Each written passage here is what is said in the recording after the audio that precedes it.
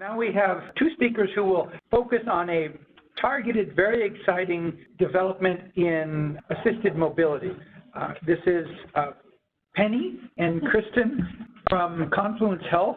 They are here to introduce some cutting-edge technology that melds robotics with our human physiology with the ultimate goal of being upright for mobility.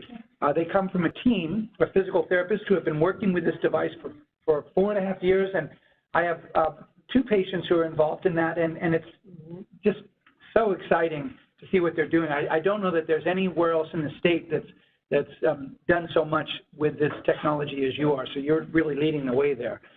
And both therapists are here today. They work in acute inpatient rehab where patients are required to receive 3 hours of therapy 5 days a week or 15 hours a week. They're working on an inpatient basis, also outpatient as well? Just inpatient. Okay. So we have other therapists who will do the outpatient work. So without further ado, here are Pennie and Kristin. Thank you. So I'm Kristin and this is Pennie, and we were very fortunate to be involved in the Ekso training.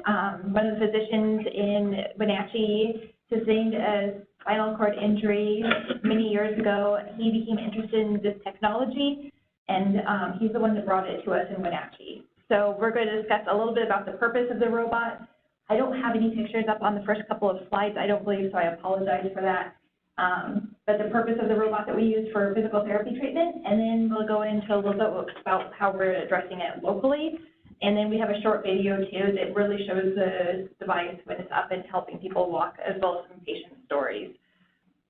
So the purpose of the robot, and there is a picture of a gentleman standing in it, and this is to assist people with leg weakness, paralysis, hemiparesis, to walk over level ground due to injury or illness or condition. So it's primarily used for rehab purposes. It can only be run by a physical therapist at this time. So there's typically 2 people there needed to use the robot.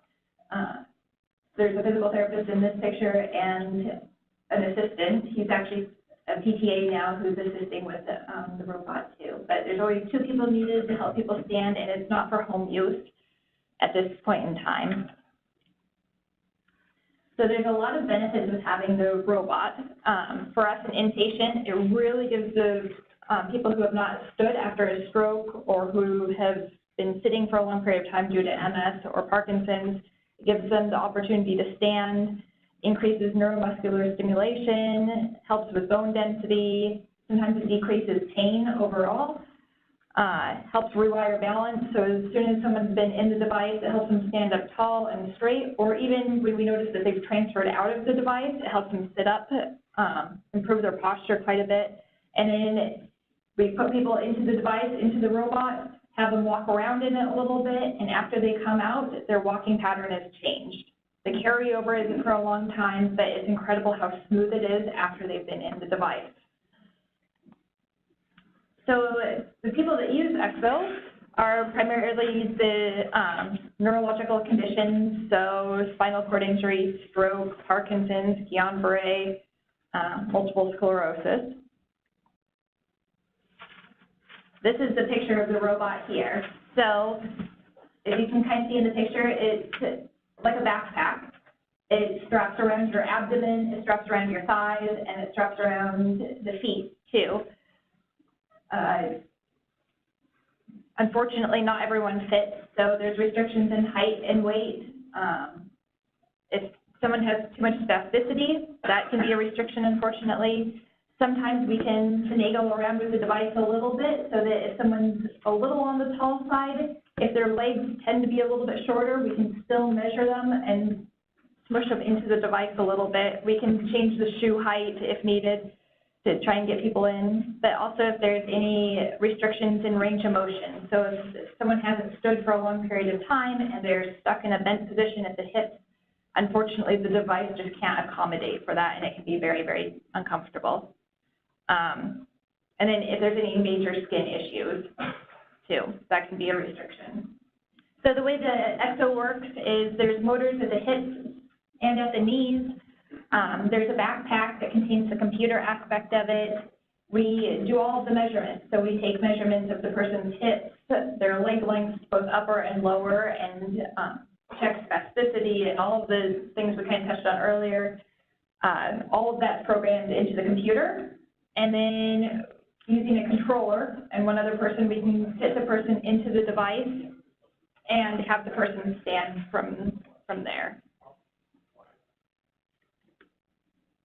So Ekso is very limited in its functions. Excuse me. Oh, yeah. Does it work with people that have balance issues as well? Oh, yeah, we use it a lot for balance issues in our setting. That's one of our favorites. Mm-hmm. We're acute rehab, inpatient oriented. We deal a lot with strokes. We have had some individuals with Parkinson's and MS, but primarily strokes, and working with balance initially after having a stroke, where it can be so difficult to obtain in standing. Yeah.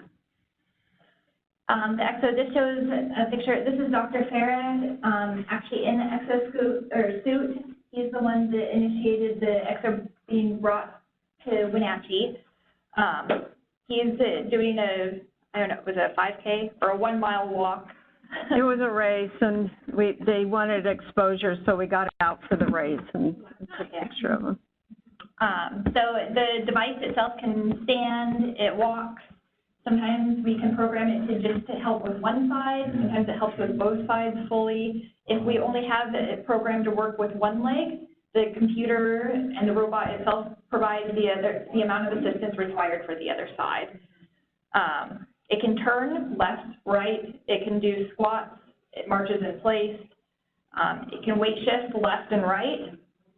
And then it also tracks the performance for each session too. So it can tell us how many steps have been taken. It can tell us how long the person's been standing. It can tell us how long the person's been walking. And so we track all of that each session too. So for us in in Wenatchee, we first obtained the Ekso in 2014. There were 4 of us trained at that time. It's a 2-week training program. 1 week, I think, occurred in September. We had 2 months to practice, and then a second week of training in November before we were certified. We've been using it so much that we were able to justify a purchase of a second Ekso. We personally have not met that one yet. We've only seen the one so far in use. We're developing enough for a second program. But we've had people come from Montana, we've had people come from Oregon, we've had people all over the state come to use the device. We were the first city in the Pacific Northwest. There's now one in Tacoma, and I think the next closest one's in Reno, Nevada. So we're very fortunate in our small community to have the exosuit, not just one, but 2 now. It's currently being used in our outpatient program. That's where it's used primarily. Acute rehab is second, so we're the ones that take in people for 3 hours of therapy a day, get them up and moving after a change in functional mobility status. So after there's been a stroke or after an MS exacerbation, something like that. We also knew this past year as we've developed a walking program. So for people who have used the Ekso as part of their therapy, they can now be part of the walking program and walk up to 1 time a week with an out-of-pocket copay of, I believe, about $20. There's been a lot of fundraising in Wenatchee to help support this, and so the rest of the costs associated with running the device for that walking period is covered by the endowment fund that Wenatchee has through Confluence Health. So we're very, very, very fortunate to have that. So with the goals of using the device, outpatient typically improves strength, increase weight bearing through your legs, improve standing tolerance, and use it for gait training. And then again, our walking program is just that ability for if you've completed your bout of physical therapy with us and you still want that opportunity to be upright. So for example, maybe someone's had a spinal cord injury, insurance is no longer paying or funding, you can join our walking program, and that gives that opportunity to stand and walk, to stand and look at people in their eye to eye, to stand and just be mobile. You can't go from not having participated in the walking program with a therapist to the walking program, you have to go through physical therapy first, learn how to use the device, and then when you're done with that and they're done with their goals, then you can go into the walking program. So we have a brief video that we'd like to share.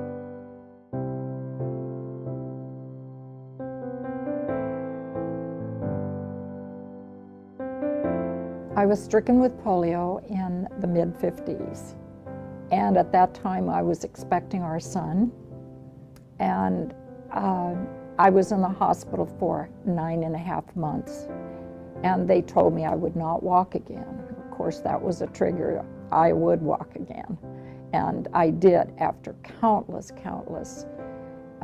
months and actually years of combating polio with exercise and constant working those muscles. And then as the years progressed, post-polio came on, and all the symptoms that I had at the beginning reoccurred. A year and a half or so ago, I had surgery on my lower back in my lumbar area.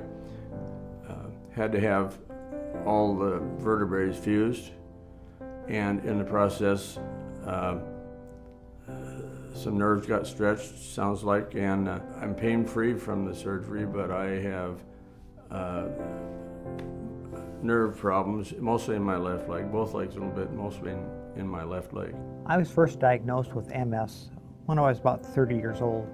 Before that, there was no issues at all. Little by little by little, it's just deteriorated my muscles, so I can't walk very easily. Essentially, I'm in the wheelchair 10, 12 hours a day. We all take it for granted when we're able-bodied and we can walk, but when you can't walk anymore, it's frustrating, to say the least.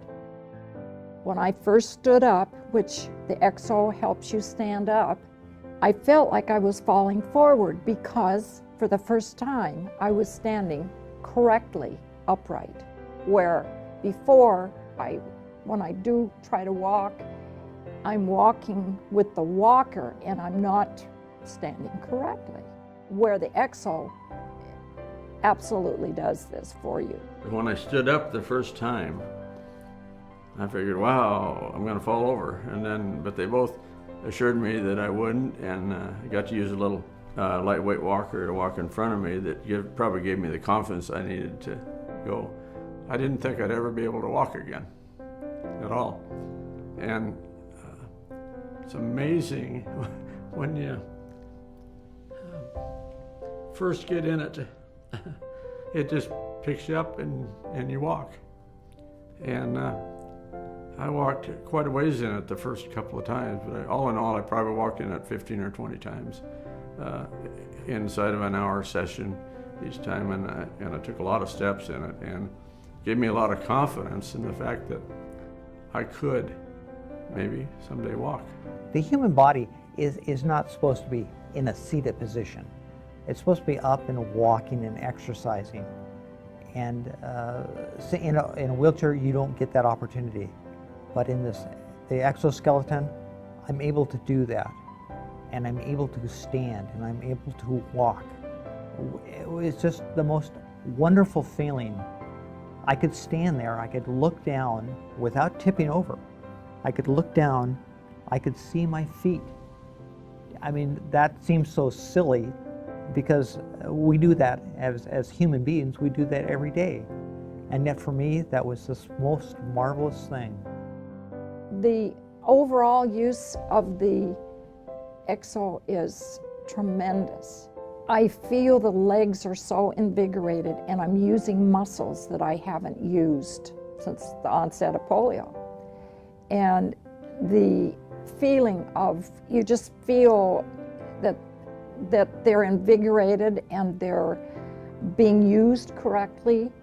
It's been tremendous, just absolutely tremendous. It's a marvelous invention in technology.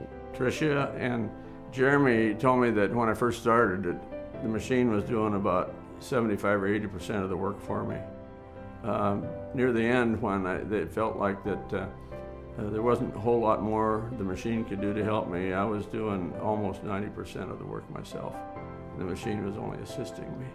Well, it's progressed to now that where I don't have the need for a wheelchair anymore. I occasionally use a walker if I'm doing some yard work or something like that, but I walk with a cane, and I'm learning to walk without the cane. So I feel really good about what it's done for me. I think it's helping with my posture, being straight up and down, backwards and forwards, side to side. I definitely notice that immediately. And what a marvelous thing. And what it's doing to my body, the insides, it's all in a vertical position like it's supposed to be. The bone density in my legs, I mean, it's using my legs, it's using my muscles. Personally, the fact of standing up, walking down the hall, walking around a corner, which seems so simple, headed the other way, walking around another corner, and head on back to where you started from, is marvelous. I mean, you can't really put it into words what that does and what that does to your self-esteem. It's definitely made a difference in my life, and I can't speak highly enough of it. Dr. Farrer told me when I first started walking in it, he said I'd be walking by Easter. Well, I was walking with a walker, and maybe he didn't say which Easter, but now I'm going to be walking by next Easter. I know. Thank you. The future holds all kinds of possibilities for this machine, and where it goes and how it's developed, potential is there, and that's very, very exciting.